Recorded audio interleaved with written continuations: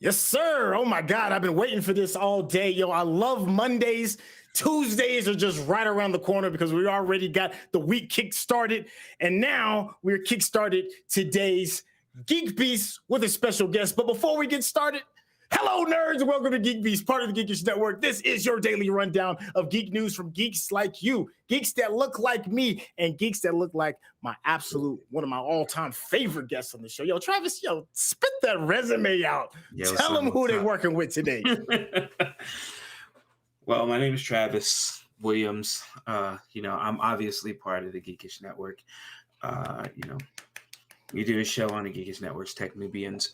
I'm a nerd, and a lot of people try to use nerd and geek interchangeably. I don't do that. I say that a geek is into the things that nerds create. Right? Okay. And so usually when I tell people it's gonna be hard to out nerd me, right? It's gonna be hard. So I started when I was 18 making tabletop role-playing games. So I started at a company called White Wolf Game Studio. They made a World of Darkness. So if you've played or heard of Vampire the Masquerade, Werewolf the Apocalypse, Mage the Ascension, Wraith the Oblivion, some of these have become like comics. Some of them have become TV shows, comic books, novels, and things of that nature. Did all that actually right as I turned 20. Which is kind of interesting, right? Because when people are like, hey man, I played all of your stuff when I was in high school, and I think, oh man, that makes me feel old. But then I remember I was barely out of high school when I actually started doing that. And then from tabletop RPGs, I went straight into video games. And that was in 93. And I've been making games ever since, fight games, adventure games, MMOs. I've done a lot, right? And it's bad when someone has to remind you that you made a game and you're like, oh yeah. Wow. Wow. So yeah. Yo, legendary status. Absolute legendary status, brother. Listen, it's like I feel like I've been at my dojo and I've been training and I've been knocking cats out for a little bit, and I feel like I got my weight up. And then that dude that storms into the dojo talking about, show me your master. That's how I feel when you come onto the show. I'll be like, oh, I don't know if I'm ready. I ain't hit the bag enough. I haven't. Oh man, but it's always good though, man. It's always a treat when you're on, fam. Yeah, I think it's funny for me because when you realize, like, I have been making games longer than I have not been making games, right? And so that's a crazy stat. And I don't know how I got here, but I'm glad I'm here. Yes, brother. Legendary talent. Hey, and for whatever reason, if you happen to be new to the show, first off, if you're new to the show, you need to be hitting that subscription button. First off, we get that out of the way. But if you are new to the show, we cover the geek news beat, as you can see, and we share our opinions with it. We are people of color that just, bask in the glory of all things geek and nerd. And it doesn't have to be strictly about just things of color. This is just a person of color's outlook on the world and the geek and geek news in general. So, all are welcome here. We just, going to tell it like it is. I'm your host, Sintel. You've already spoken with the amazing Travis. TW Travis Williams. That's my dude. It's like hanging out with just the cool cat at school, man. So I'm gonna try not to geek out too much and get to what the people want, and the people want some good, decent news, man. Yeah. All right. Hey, so one of the games that kind of like really got me into RPGs was Final Fantasy VII. I have to admit that I know. I'm like, you a late bloomer. I know I'm that dude. Well, before you throw me out with the rest of the rubbish, Final Fantasy VII is celebrating their 25th anniversary as of 2 days ago, January 30th. So Square is commemorating it with another release on the original PlayStation and promised to share more details on the remake Part 2 later this year. How you feeling about the 7, man? Look, like, I gotta be honest with you. Like, I didn't do a lot of console RPGs, because my entrance into gaming was Atari 2600. Then I went to Commodore 64, and then I went right to PC, right? And so a lot of people were playing like these games on NES back in the day. And I was like, nah, man, you like playing that. I'm playing like Ultima on PC, right? And so, PlayStation, when PlayStation came on the scene, I was already making games, but, I was just sort of hating on, just console RPGs. And then I played the first one I played was Wild Arms on PlayStation, and they were like, man, nah, like that's good, but wait till this Final Fantasy come out, And I was looking at it, and I was like, yo, this is wild right here. Like, I've never seen anything like this, right?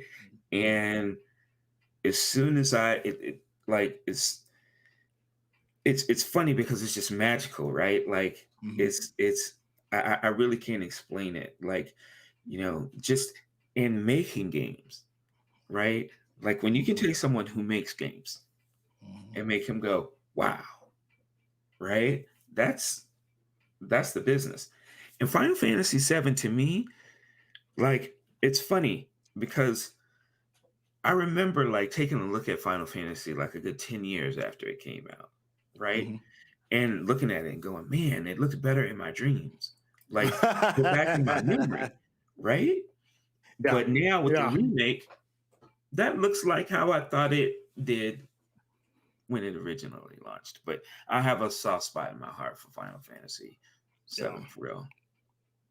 This is how I knew Final Fantasy VII was going to be extra dope. It was the very first. I'd seen video game commercials before because they had the Legend of Zelda commercials, some Super Mario Brother commercials, Duck Hunt, especially with the NES. There was a lot of just commercials for video games, but I had never in my entire life seen a commercial in a movie theater until Final Fantasy VII came. That's true. Right? And they show the cinematic sequences in the movie theater. And I was like, oh, what is this? And it's funny in hindsight, like you said, you see the old version now and you're like, I don't remember it looking like that in my head. Yeah. I thought it was a lot iller. But at that time, when that dropped in the movie theater, I was like, we have arrived, ladies and gentlemen. I remember that. Yeah, it was crazy. It was crazy. Yeah. Yeah, man. Wow. Buckle your seatbelts. Hey, man, you know what? To not disrespect what this amazing month, first off, happy Lunar Day, happy Lunar New Year. And then, of course, that big, huge, gigantic elephant in the room. Yo, happy Black History Month, man. Happy Black History Month. We got 28 days to drop some gems. It's short, and I know that's the tried and true thing that we keep saying over and over again, but we're going to make the best of it because 28 days do not define us, our entire lives, and what we bring to the culture is what defines us as a whole. All right. So, I heard you might have been snitching a little bit, talk about my man Bruno, though, man. I heard. No, that's what I heard. No, we don't talk. Hey, we don't talk about that, yo. We don't talk about Bruno, fam. We don't talk about it. Listen. What you doing? Yo, even if you haven't seen the film, you've heard about some dude named Bruno that we don't talk about. He's like the new Fight Club, right? We don't talk about Bruno, right? And you probably heard the song, and that is because It has been a monster mega success. It's climbed the charts and it is officially number one. And it is the first Disney song to go number one since A Whole New World. Yo, it's been that long since Disney's had a number one hit. Really? It's been that long. Aladdin? Wow. I don't know why, but I just thought, they'd have, stepped up or something by then. That's incredible. Have you seen the film? Yeah. It's dope. Yeah. Right? It's dope. And look, Lin-Manuel. Yo, son. You remember like that period where the Neptunes was just making everything, right? Yeah. Like you just look at the music charts and it was just, oh yeah, that was Neptunes are here, Neptunes are there. You know what I'm saying? So Lin-Manuel is like the Neptunes, of like this. He's killing it. Yeah, he's man. killing it. Yeah. The song banged the first time I heard it. Like the first time I was like, yo, what is that? The Neptunes, that's what it is. Yeah, man. Yo, this song has outplayed like Adele. Like Adele hit the scene and was just kicking candy out of baby's hands and enforcing her will. Then this song comes along. About, though. She wasn't talking about Bruno, though. Right. Oh man, yo. Here's another thing.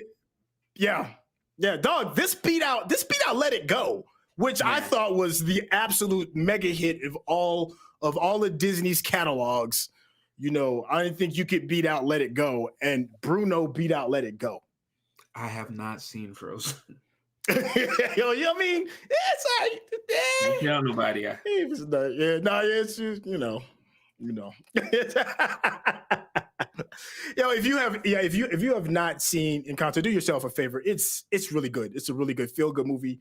It's a real good family movie. Yeah. It's putting different forms of people of color in a positive light and giving them powers. If you want to get your superhero fix, you got that. If you want to drop a couple of tears, it's got that. It pays respect to your elders. Like it's got it all, man. It's just a hit. And you gonna dance. That's the other thing. For real. Okay, so if we're not talking about Wordle, we're not talking about Bruno, then we can at least talk about Wordle. I absolutely messed up my segue, but you get what I'm talking about. All right, so everywhere I'm going, I'm seeing these little squares. I'm seeing it on my Twitter. I'm seeing it on Reddit, Facebook, all these little green boxes. What's up with the green boxes? Are you playing? Look, what's so funny is like, I don't know whether or not I'm a prophet or not, because I remember last time I was on here, I was like, who Sony should buy?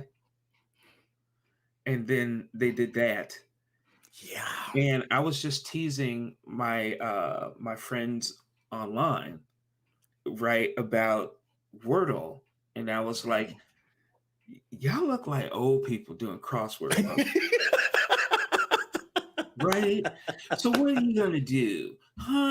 Are you just gonna buy a newspaper so you can get your crossword puzzle? Is that what you're gonna do? And I'm just taunting, and then I go in the New York Times,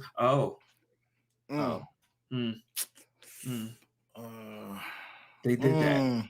And it's a dope game. It is. I had jokes though. The worst part about it, I know this is the worst part. Being a game maker.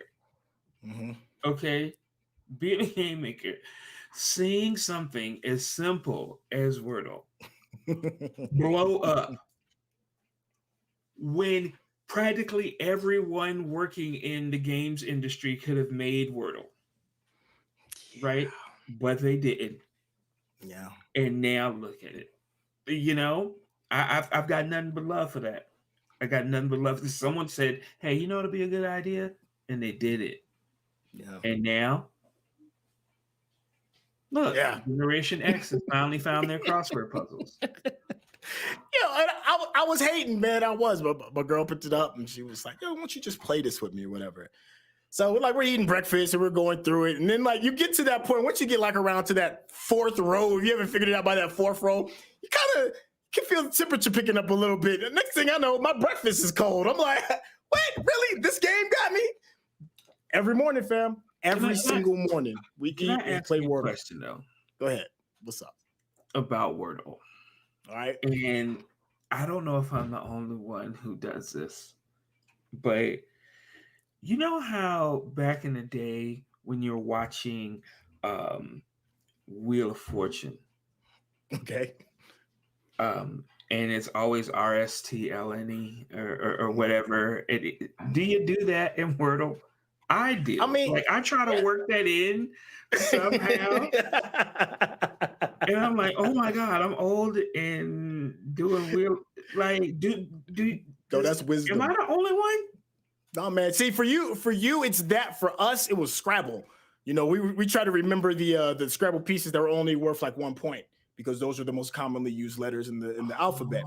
So for us, we went at it at Scrabble, but I had heard somebody else say the same thing regarding Wheel of Fortune, and that was a strategy to use. But everybody's got their own strategy, though, right? Yeah. You know, there's some people that use the same word every single time to start it off. You know, we kind of change it up. So okay, so you know what? You know, I'm silly. So Wordle is a game where you have 6 chances to guess a 5-lettered word. And for each chance that you get, it'll let you know if you've got the right letter and if it's in the right space. That's pretty much it in its simplest form. And like you were saying, Travis, it's pretty basic game. There's no graphics. It's just basic text on a black background, and right? It's just like, yeah, it's there's like 30 boxes. Spots, there's no bosses to fight. You know what I'm saying? There's no 5-hit combos. It's just, hey man, guess this word. Hey, and listen. And it's wildly addictive. It's wildly addictive. I'm telling you, every single morning we play it. Every morning. And we over here, you know, stat chasing now. So try to keep the streak alive. Well, listen. Damn words. Yeah, I think I missed what the actual headline was about. So yeah, they have been bought by the New York Times. And one of the things that also makes Wordle really agreeable is that it's free. You know, you just pop onto the website. I guess it saves your IP address, so it saves your stats on the server. It's super simple, you know. But now, you know, that simplicity could be, you know, up for grabs because we don't know what New York Times is going to do. But one of the things I do know they're going to try to do, and that is make money, be it running ads underneath the game while it's playing or something. Maybe I don't know. It's going to be something. They're not going to just do it because they like the game and like to play it too. No. It's going to be for a profit. Yeah. Afraid so. It's like such a good thing. And what I keep hearing is I keep hearing the game has been around for a while. So people are telling me, they're like, that game is like well over a year or two old. You're just now starting to figure out about it. So wow. Yeah, that's okay though. Wordle. Speaking of ads, it's all about the ad space, adscape, and everybody is finding new ways to target you. The European Parliament has approved an initial proposal to ban some targeting ads. So the Digital Service Act, which was first introduced in 2020, will prevent platforms like Google and Amazon and other platforms from using sensitive information such as sexual orientation, race, and religion for targeted ads.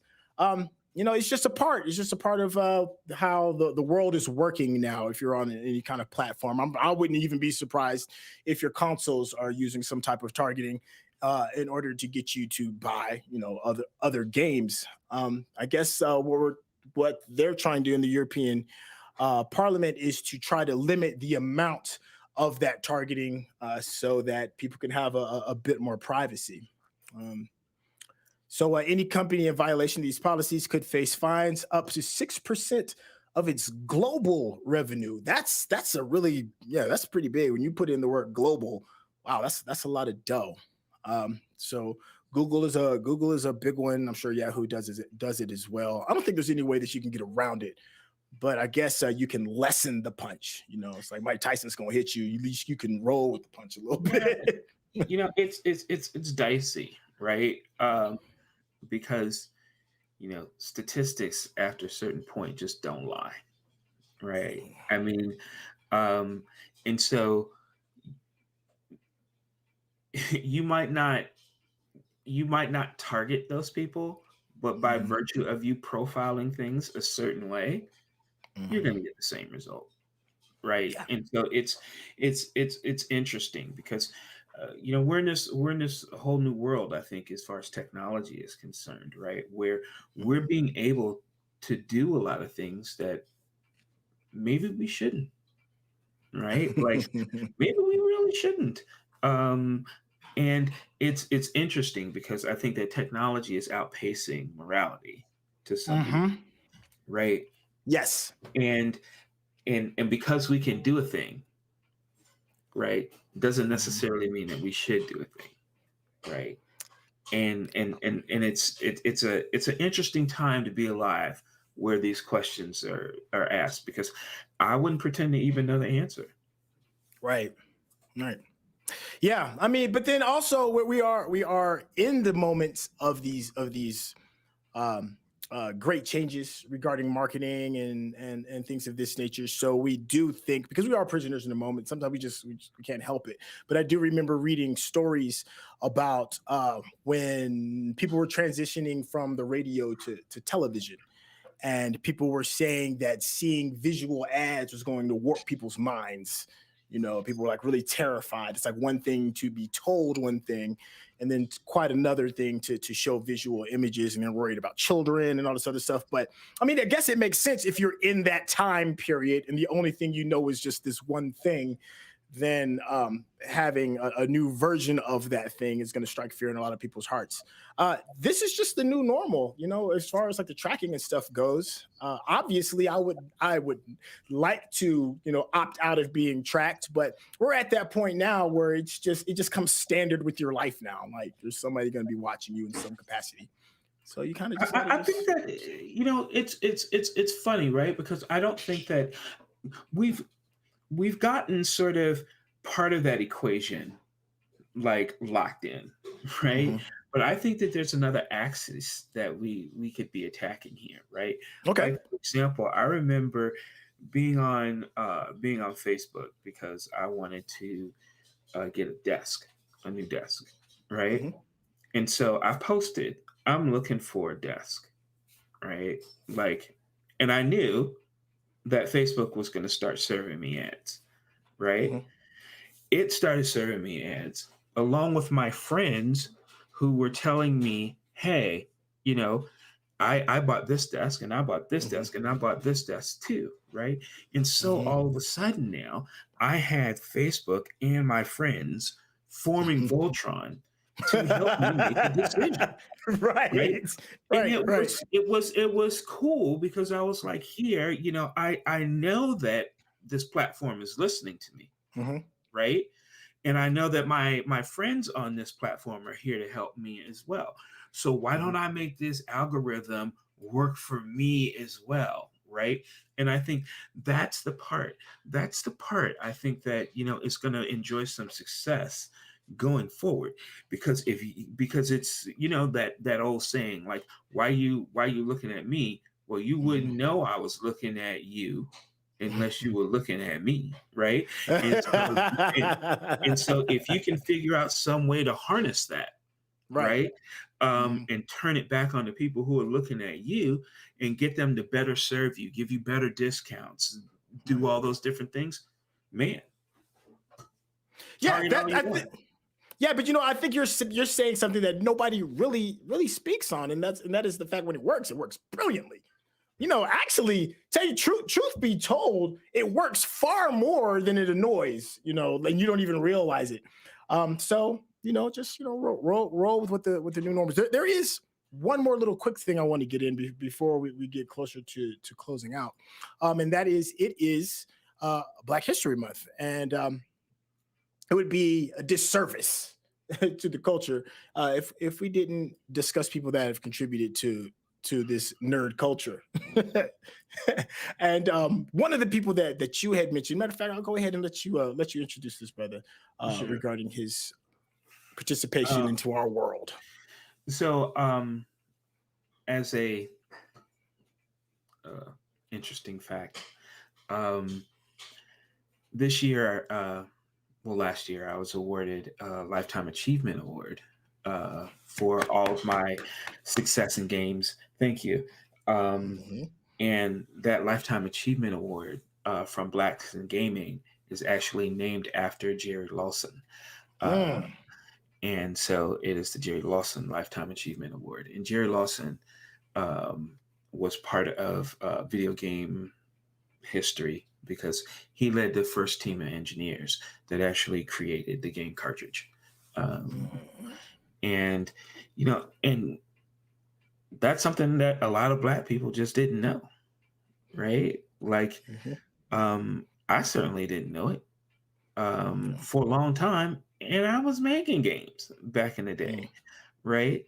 And you just need to know your history. You need to see yourself in these places that people don't think that we exist in. Nerd culture, geek culture, video game culture.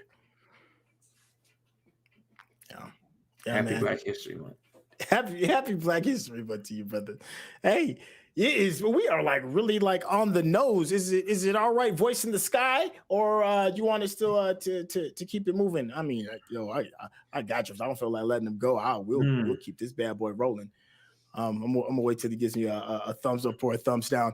But regarding the cartridge, it is yeah, man. I mean, ever since from my first Atari until the Super Nintendo, I'd say, yeah, no, N64 actually.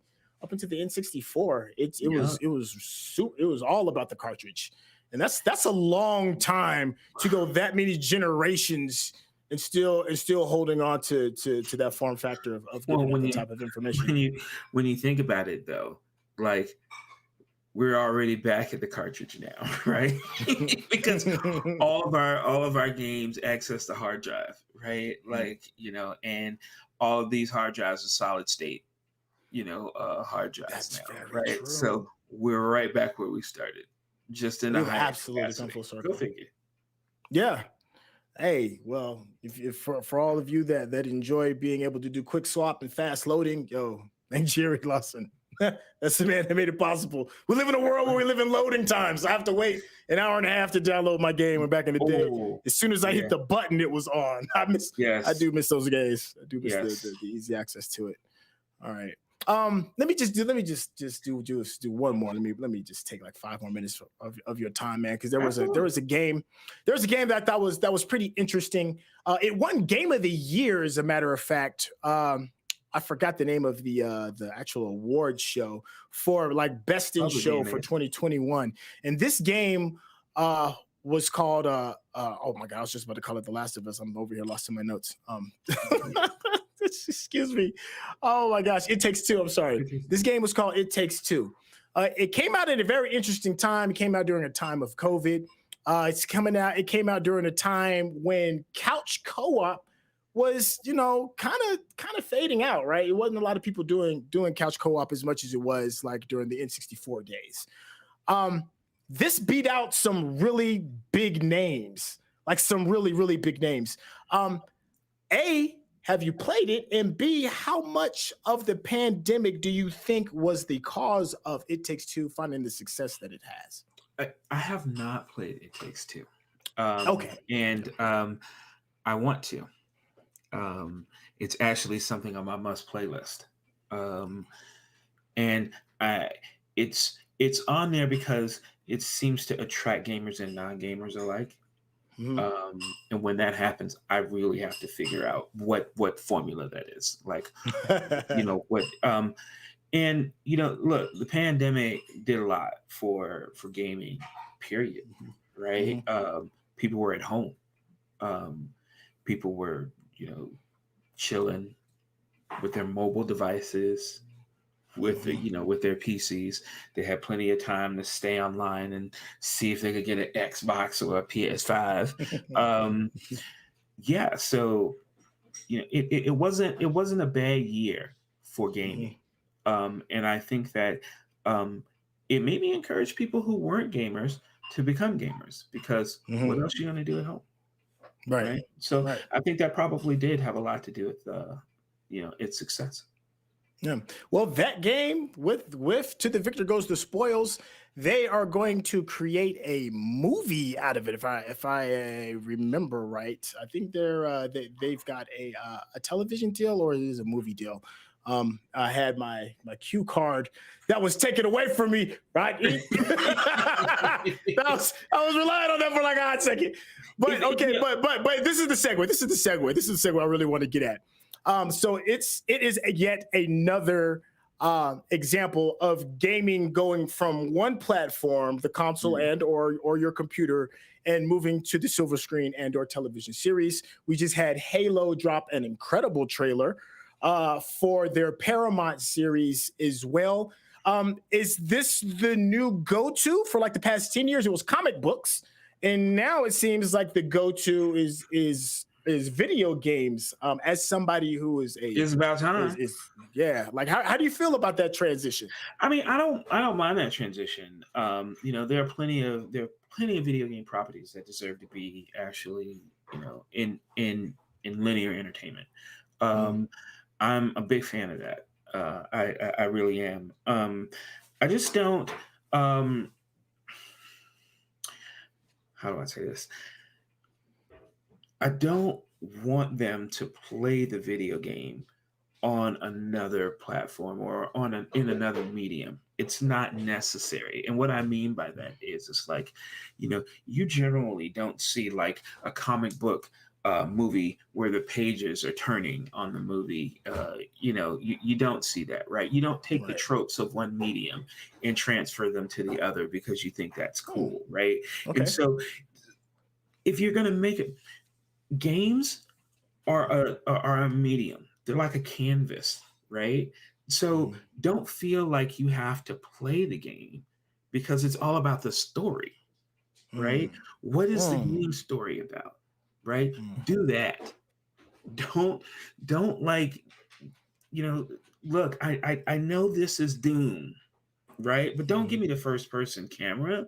Like, no one cares.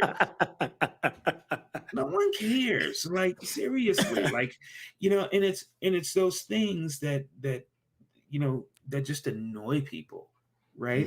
Because it's like, that's why these movies end up, or these TV shows end up, like, really not just sucking, really. Right. It's because they feel like, oh, well, people want to see this from the game. No, they don't. They have the game already. Right. And I don't know. You can tell it's a big thing for me, because it just, every time I see it, I'm like, no, you're doing it wrong. All right, hey, listen, because you are a resident expert as well when it comes to tabletop gaming.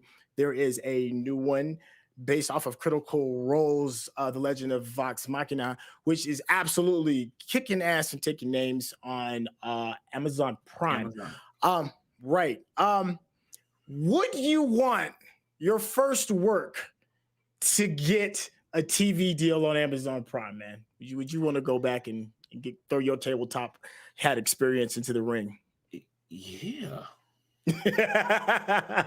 I mean, not just yeah, but hell yeah. I mean, look, it's funny, because I wasn't in the Critical Role, like, before, like, maybe a couple weeks ago, actually, right?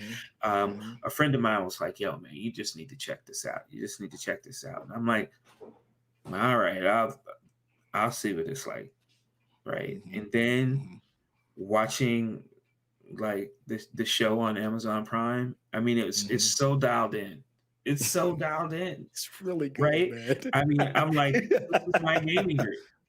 This is my gaming group right here, right? And it's just, it was awesome. And I just think that Amazon right now is killing it, right? I mean, Amazon's killing it with the Wheel of Time. Amazon is killing it with, like, Harlem, which is a great show if you haven't seen it. I do like Harlem, man. It's Invincible. Don't forget Invincible. Invincible's good I too. wouldn't done. Yeah, Oh, Invincible. You know what I'm saying? Yeah, and and now, this Vox Machina like is like everything, right?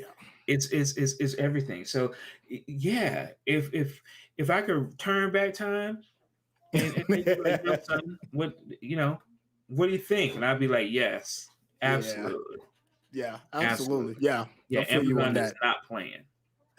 Yeah. I mean, we got The Expanse, The Boys, and listen, just 2 years ago, I had jokes about Amazon. Let me be the first to admit it. I had jokes. I did. I'm like, man, Amazon is where old products go to die. It's like a content elephant graveyard or something. It was for a minute though. It was nothing but B movies. It was nothing but B movies and B series and really obscure international films. Not even good international films. Obscure international films. Like you went to Amazon Prime when it's 3:00 and you just got done eating your last taco from Taco Bell and you just can't go to sleep. That's when you went. True. And now it's just bangers. They just drop the heat.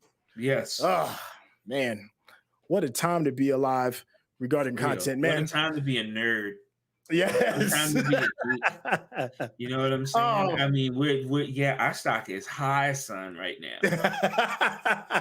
It is. You know what I'm saying? I mean, seriously, it is. Like, that's the thing that's just like blowing my mind, right? Is like all the stuff that I spent so much useless, like I thought was like useless time, like getting my weight up on like fantasy and sci-fi and all that, like just so that I could be cool around my boys or whatever, right?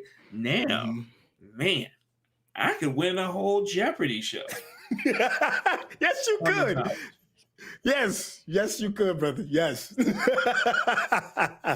Oh man, yo, I really would want to just keep you on here forever, man. But I can't because we have expectations of our viewers and we also have expectation of our lovely producers.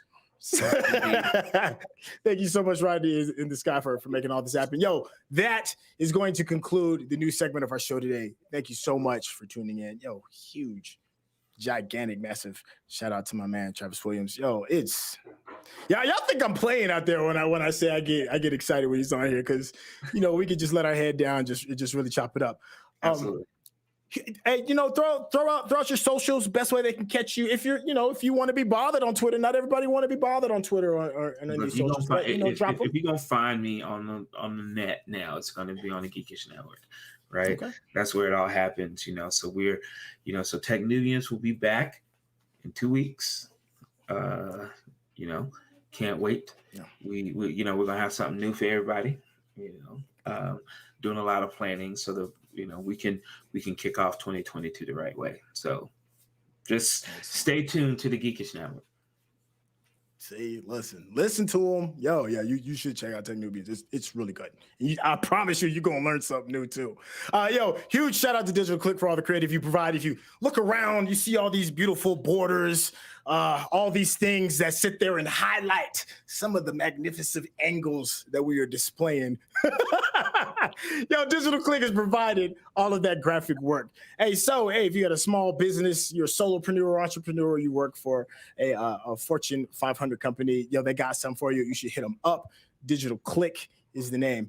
GeekBeast is now on podcast as well. And, for me, I love listening to podcasts when I walk. And now podcast is just overtaking the radio. And maybe a tribute to my age as well. But I just love a good podcast. You should do yourself a favor. And if you have one of these platforms, absolutely sign up. You missed our live stream, no worries. You can listen to us on Apple Podcasts, Spotify, or wherever it is that you get your podcast. Just subscribe and leave us a review, please. Those reviews do wonders for the algorithm, and we all pretty much live and die by the algorithm, whether we want to or not. Please subscribe to our YouTube channel as well. If you are watching this and you haven't hit that subscription button, what are you doing? Do it right now. And of course, hit that thumbs up. That helps the algorithm as well. If you're listening to on another platform, you can reach us on YouTube at /The Geekish Network. All right, you can like us on Facebook as well, / the GeekBeast Network, and our Twitch. I know that was always home. You can always go home. The content is still geek-ish, but it's just going to be a little bit different because we're still doing live streams, live game streams. We're doing charity streams. We had some bangers a couple of weeks ago. Headshots for Humanity. It's just tons of fun. Cooking streams. Please consider subscribing there as well if you have Amazon Prime, and you should, because we've been talking really good about some of the content that they have. You can link your account and sub to us using Prime Gaming. It costs you nothing, but it helps us out tremendously. And of course, the absolute best way to do is word of mouth and posting on your own socials. Hey, thank you so much, Rodney, for organizing this and making this an absolute banger. Tomorrow is going to be a day down. We are having a geek-ish holiday, unless Rodney wants to come in here and correct me on that. I believe it's just having a bit of a geekish holiday, but you will be able to catch up with all of us on Thursday, so you can catch GeekBeast and also Origins Illustrated. Thanks again for being a part of this, and we'll catch you on the next one. I'll be safe out there.